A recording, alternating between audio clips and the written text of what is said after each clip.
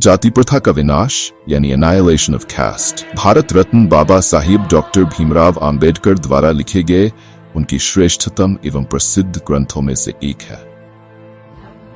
इस ग्रंथ का प्रकाशन वर्ष 1936 में हुआ था।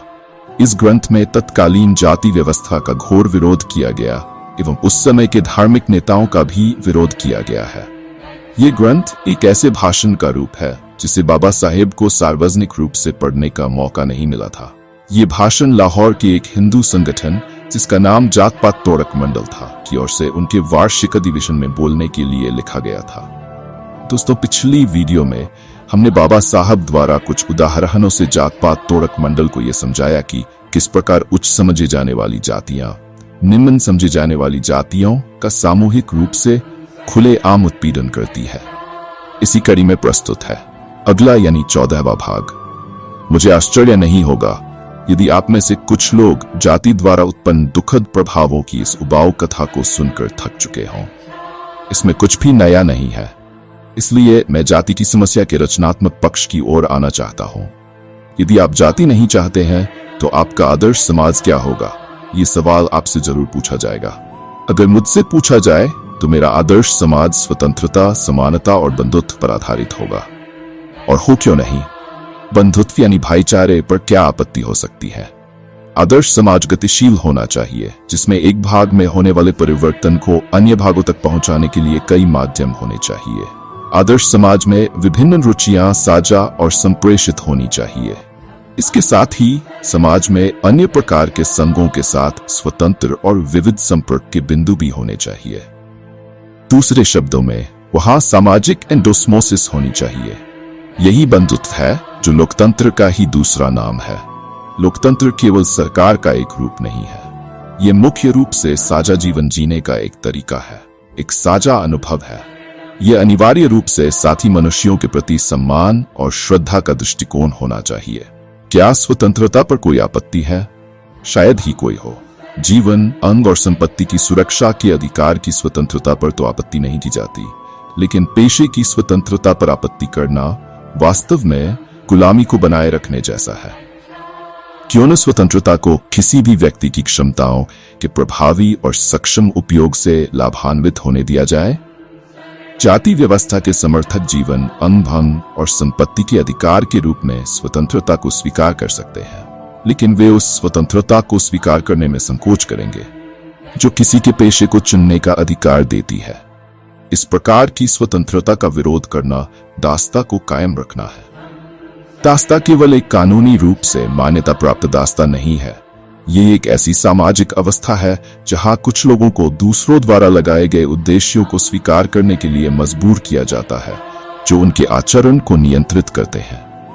यह स्थिति तब भी पाई जाती है जब कोई कानूनी रूप से दास्ता नहीं होती, जैसे कि जाति व्यवस्था में जहां कुछ लोगों को उनकी पसंद के अनुसार नहीं बल्कि पूर्व निर्धारित पेशे अपनाने के लिए मजबूर किया जाता है। क्या समानता पर कोई आपत्ति है? यह स्पष्ट रूप से फ्रांसीसी क्रांति के नारे का सबसे विवादास्पद हिस्सा रहा है। समानता पर आपत्तियां तार्किक हो सकती हैं और हमें यह स्वीकार करना पड़ सकता है कि सभी मनुष्य समान नहीं है, लेकिन इससे क्या? समानता भले ही एक कल्पना हो, फिर भी इसे एक शासक सिद्धांत के रूप में स्वीकार करना चाहिए। एक व्यक्ति की क्षमता 3 मुख्य कारकों पर निर्भर करती है। 1. शारीरिक वंशानुगता, सामाजिक विरासत या परवरिश, शिक्षा और वैज्ञानिक ज्ञान के संचय के रूप में मिलने वाला संसाधन, और 3. उसकी खुद की मेहनत। इन सभी मामलों में लोग असमान होते हैं, लेकिन सवाल यह है कि क्या हम लोगों के साथ असमान व्यवहार करें क्योंकि वे असमान हैं? ये एक ऐसा प्रश्न है जिसका उत्तर समानता के विरोधियों को देना चाहिए। व्यक्तिवादी दृष्टिकोण से यह उचित हो सकता है कि लोगों के साथ उतना ही असमान व्यवहार किया जाए जितनी उनकी मेहनत असमान हो। यह भी उचित हो सकता है कि प्रत्येक व्यक्ति की क्षमताओं के पूर्ण विकास के लिए जितना संभव हो उतना प्रोत्साहन दिया जाए। लेकिन यदि मनुष्यों के साथ पहले 2 मामलों में असमान व्यवहार किया जाए तो क्या होगा?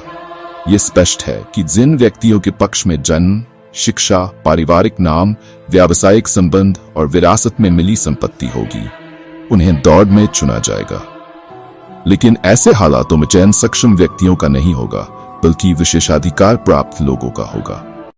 इसलिए जिस कारण से हमें तीसरे पहलू में लोगों के साथ असमान व्यवहार करना चाहिए, वही कारण ये भी बताता है कि पहले दो पहलुओं में हमें लोगों को यथासंभव समान रूप से देखना चाहिए। दूसरी ओर ये तर्क भी दिया जा सकता है कि यदि सामाजिक शरीर को अपने सदस्यों से अधिकतम लाभ प्राप्त करना है तो वह ऐसा तभी कर सकता है जब सभी को दौड़ की शुरुआत में जितना संभव हो समान बनाया जाए। यह एक कारण है कि हम समानता से बच नहीं सकते, लेकिन समानता स्वीकार करने का एक और कारण भी है।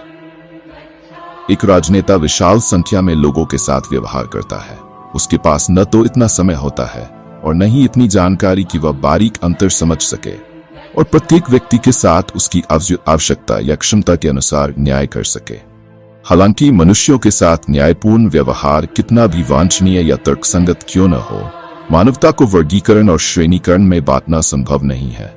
इसलिए एक राजनेता को किसी आसान और साधारण नियम का पालन करना होता है, और वह साधारण नियम यह है कि सभी मनुष्यों के साथ समान व्यवहार किया जाए। ऐसा इसलिए नहीं कि वे सभी समान हैं, बल्कि इसलिए कि उनका वर्गीकरण और श्रेणीकरण असंभव है। समानता का सिद्धांत स्पष्ट रूप से त्रुटिपूर्ण है, लेकिन समग्र रूप से देखा जाए तो यही एकमात्र तरीका है जिसके माध्यम से एक राजनेता राजनीति में आगे बढ़ सकता है। राजनीति एक अत्यधिक व्यावहारिक क्षेत्र है और इसके लिए एक कठोर व्यावहारिक परीक्षण की आवश्यकता होती है। समानता के सिद्धांत में भले ही खामियां हो, लेकिन राज्य शासन के क्षेत्र में जहां लाखों लोगों की भलाई की बात होती है, ये एकमात्र साधन है जो न्याय संगत ढंग से सभी के लिए काम करता है। इस प्रकार बाबा साहेब ने जाति का हित साधने वालों समानता व बंधुत्व का पाठ पढ़ाया। इस वीडियो पर आपकी राय जरूर दें, वीडियो को लाइक करें, चैनल को सब्सक्राइब करना न भूलें। धन्यवाद।